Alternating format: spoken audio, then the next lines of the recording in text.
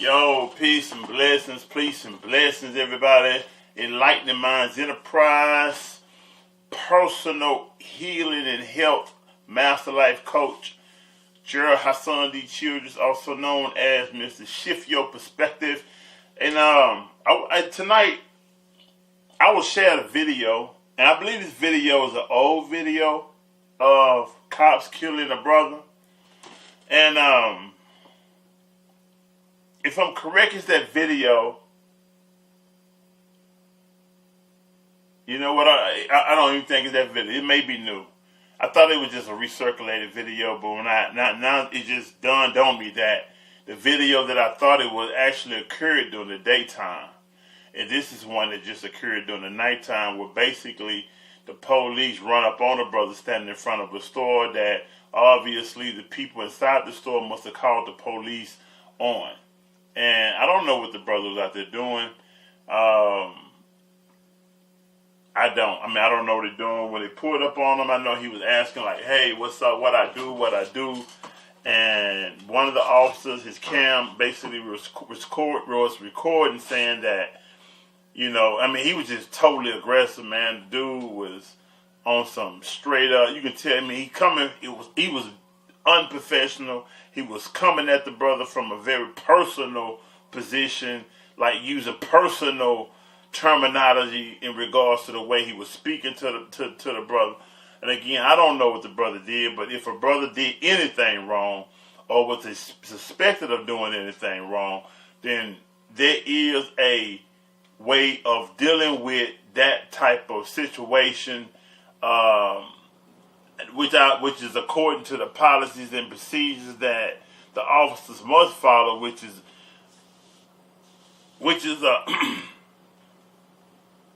a way of dealing with such situations in a very professional way, I'd say, but in a way that would allow everyone to be dealt with in a very equal type of way, regardless of race and ethnicity. And in this particular video that I view, I don't have it. I'm not at that point, at that level of being able to add videos into my video and show it to you. God willing, I will be in due time. I'm learning it all by myself. I'm doing it by myself, and so bear with me and walk this out with me, because as I grow, you'll see it and you'll be a witness from A to Z. But anyway, moving forward, I don't have the video, but anyway, I'm sure if you're on Facebook, you've seen the video. If you black and you're on Facebook, you've definitely seen it, or you will see it. It's being passed through Messenger, maybe even on Facebook by now. I will share it on my Facebook page so that you will see it and you will understand and know what I'm talking about, at least by the time you see this video. But anyway, the brother was dealt with in a very aggressive way by the officer. And the officer, he was like totally disrespectful. He spoke from a very hateful position. And the dude was ready to kill the brother. All the brother had to do was do anything. Just give me one reason to do one thing I tell you not to do, and I'm gonna kill you. That's just it.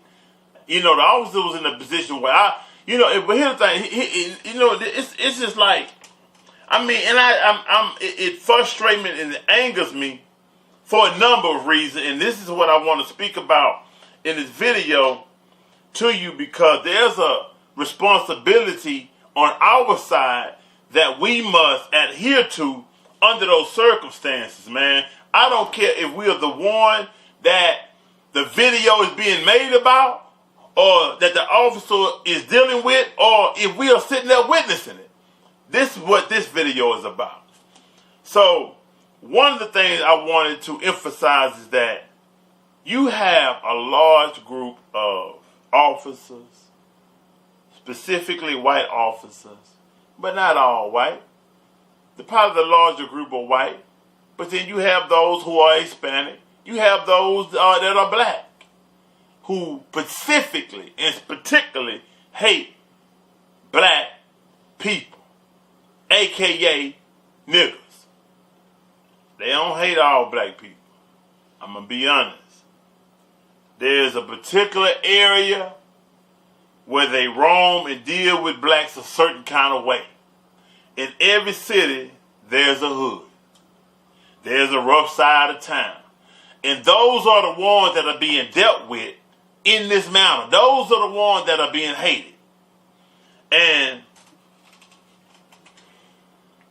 I don't know if that group will be viewing this or not. If it's on social media, if people passing it, then they may. You know, this isn't a popular type of topic. I don't talk about popular topics amongst most people in the hood because, unfortunately, most of us in the hood love to be entertained in some form, way, or fashion. And so, therefore, being that I'm not into foolery and entertainment, like in the way that we love to be entertained, many of the people who really need to hear this may not hear it. But if for those of us who understand what's going on, who hear what I'm saying, and know people who need to hear it, share this video, man. Share this video with people who need to hear it. Because, man, but anyway, let me move forward, man. Because I can go on and on about this stuff. But anyway, they hate us, and we need to understand that.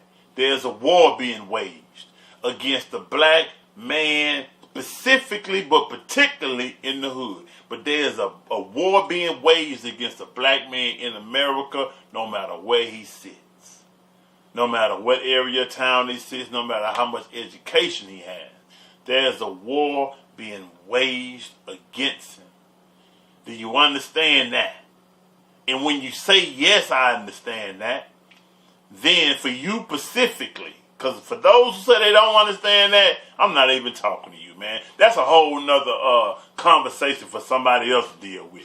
But I'm saying for those of us who understand that you are being, what's they say, under siege, you under attack. We're under attack. And when you know, when you understand that when you're under attack, when there's a war being waged, then there's a certain way that you have to walk. There's a certain way you have to think. There's a certain way that you have to engage.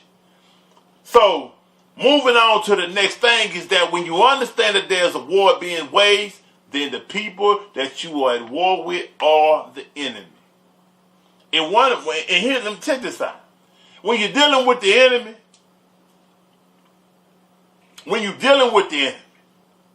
no matter who the enemy is, because sometimes the enemy can be whom your best friend was. The enemy can be whom your mate was, whom the one that was saying they love you so much.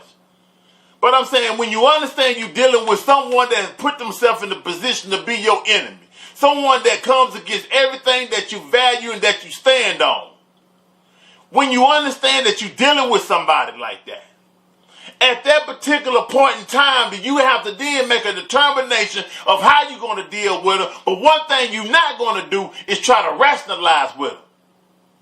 Because they are your enemy. They don't give a damn about what you think and your understanding and your logic. At that particular point, you're about defense and attack. You're about trying to understand how can you protect yourself, and sometimes you got to also understand that your defense is your offense. We got too many people, man. I'm getting ahead of myself. Let me slow down. They're your enemy. When you understand who your enemy is, you also got to then understand what your position is and what options you have to make. Minister Farrakhan once said that they pulled him over on the highway one night, redneck. Of course, he's public enemy number one in America, and you know it. Most blacks don't like him. Definitely most whites don't like him. So anyway, he be pulled over on the road. I'm assuming the way he told the story, he was by himself, and it was on a country road, real dark. And the redneck tried to make the Farrakhan give him any reason to kill him. Minister Farrakhan was respectful. Not out of fear, not out of being a coward, but understanding that he was dealing with an enemy and war was being raised, and you have to understand that there's a strategy that you must, exemplify. A strategy that you must be able to utilize to your benefit that push you in a position where you are to win the war, not lose the war. We ain't trying to just go out like martyrs just for the hell of it. You want to live and be able to come back to your family if possible. But I'm saying this here, it is a mind game. War is also a mind game more than it is a physical game. So he talked his way out of that situation. Let me rephrase that. He didn't necessarily talk his way out. He just complied. He didn't buck the man in any form, way, or fashion. He did not say more than he was asked to say. He only answered questions that he was asked. And that's it. And I said all that for a reason. So now, getting to the things that we should do and should not do when we are black men, when we are confronted by an officer, confronted by the enemy. Let me clear this. I'm not saying every officer is an enemy. I'm not even saying every white man is an enemy. But the enemy will make himself very known. And when he has made himself known, then it's a certain way that you deal with them. You can't deal with the enemy like you deal with a friend, or like you deal with an associate, or like you deal with a protector. That's what officers are supposed to be, your protector. But when you understand he's not your protector, then it's a different way you got to deal with it. So, once he's made himself known that he's your enemy, at that particular point in time, get out of your emotions. You see, your emotions isn't your mental. That isn't your strongest position. What game have you played and you won being emotional? Acting all erratic, like you can't think. Getting all in your feelings like females tell brothers. Why you all in your feelings and you get to feeling some kind of way when a female say you in your feelings, but now you in your feelings because you can't think straight. Your moves and your decisions that you are making in front of the enemy isn't conducive to your overall objective, which is to live and make it back home to your family. The war is to be fought another kind of way, a different day. It ain't to die that day so you can make the news and be passed through social media as another reason to understand why we just need to change or whatever the case may be. We don't need no more examples. We understand what's going on. This has been going on since Jim Crow era, since the slavery time. We don't need no more examples. Everybody want to be an example. Everybody want to make a point. And get killed in the process of trying to make a point. Because you're not thinking, black man. You're not thinking. You walking out there. And here, man, I'm going to tell you something. I got to watch what I say because I'm not at liberty to just say anything I want to say. Now, some of you may understand and some of you may not, but that's the most I'm going to say about that. But these same dudes, man, is quick to want to kill another black man that looks like your brother or your son or your father. Quick to want to get physical with them. Quick to want to jump on these women, man. Want to beat up on these women. Want to treat them like you an untamed gorilla. Same brothers, man. Same brothers, the same ones who just allow, who sit there passively and allow themselves to be shot down and killed. And I'm saying allow. You ain't fight back. You ain't did nothing. All these dudes that you clicked up with and gangs with, and they ain't done nothing.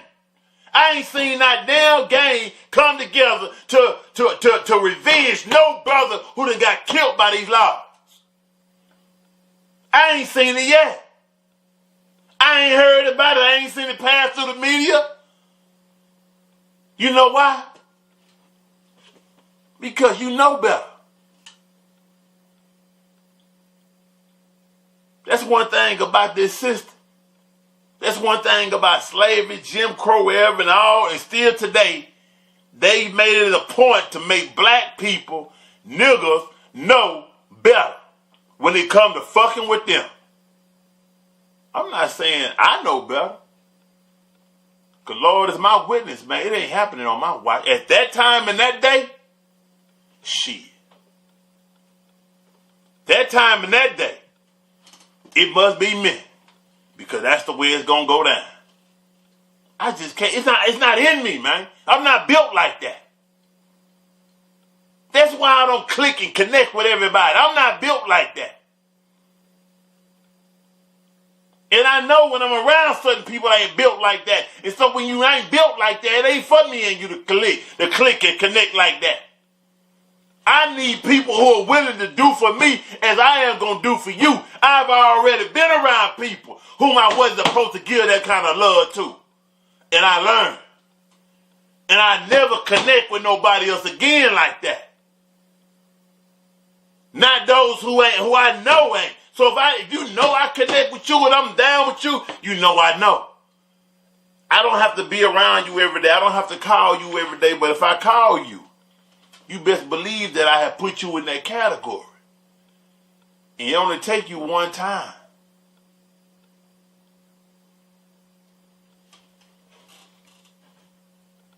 These untamed gorillas, these killers, getting shot down in these streets because they can't shut up. They can't control their emotions. They wasn't raised by men. That's why they act like that. They were raised by females. That's why they act like that. They act erratic like that.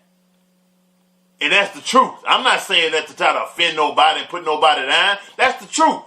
Most black males who can't control their feelings and get all erratical and can't calm down. I've never, even though I was not even raised by a man my damn self, I was raised by the streets, and I was fortunate enough to have men surround me in the streets who cultivated me a certain way. Do I get pissed off? Hell yeah. But one thing about me is that I'm never out of my mind. A brother has always been able to tell me, say, look out, Shooter, or say, look out, Gerald, or say, look out, Hassan. Calm down, man. Hey, I'm not going to be all out of control like I didn't hear what was said to me. But I see it all the time where brothers are out of their mind. I can't help you say you when you not in your mind. It's a thinking game, man. Living in life is a thinking game. It ain't no emotional game. You can't feel your way through this. That ain't your God in you. Your God in you is your mind. That's what makes you higher than anything else in creation. Is the fact that you can think. You can figure things out.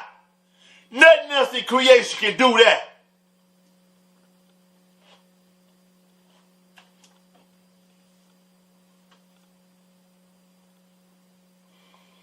As for the witnesses, people who record the videos, we need somebody to record, to put things in the record book. Not everybody's for the field.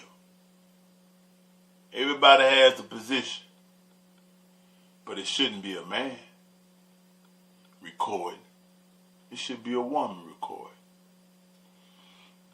Every black man is sitting out there witnessing it, watching your brother, your son, your cousin, your father get shot down aggressively, and unjustifiably, regardless of what he was doing, he did not deserve to be shot down. If you can sit there and watch it, and chuckle and say that's fucked up, or go talk about it to the family and you, man, you know what happened down the street, man, blah, fucked up so and so and so and so. Man, that's some fucked up shit. Then we go to smoking and drinking and laughing and kicking. Let's go get fucked up, let's go get high, let's go hit the club. And all he was just something in the newspaper, something to talk about sometime down the line. Because we so used to it. That's why it's happening so much, because it's meant to condition us again. It meant to get us used to it. And some of y'all are used to it. See, getting emotional about something ain't nothing. You get emotional about it and you feel some type of way at that particular time and moment, but you do nothing about it. All I gotta do is create another situation to get your emotions to rise, and that you forget about this. Now you emotionally drawn to that. Emotions ain't nothing, man. There's no way that you sitting there as a witness and you done nothing. I mean, I watched the video where them kids attacked the officer and this white man for, basically getting abusive with a young male. I was so proud of them because they will do what we want to do. Reminds me of the children of Israel. You see, we have a certain level of fear that won't allow us to possess what's ours, that won't allow us to enter the promised land. But these kids don't. This new generation don't. We can mock and talk shit all we want to about them. But they lack the fear that we possess. And I say we. I'm going to include myself, even though I don't say I'm part of that. But they lack the fear that we possess that is going to take them into what has been promised to us, because we are too trained and programmed and subjugated to do it for them. So they're going to do it for them and for them, those that come in after them. We get what we deserve.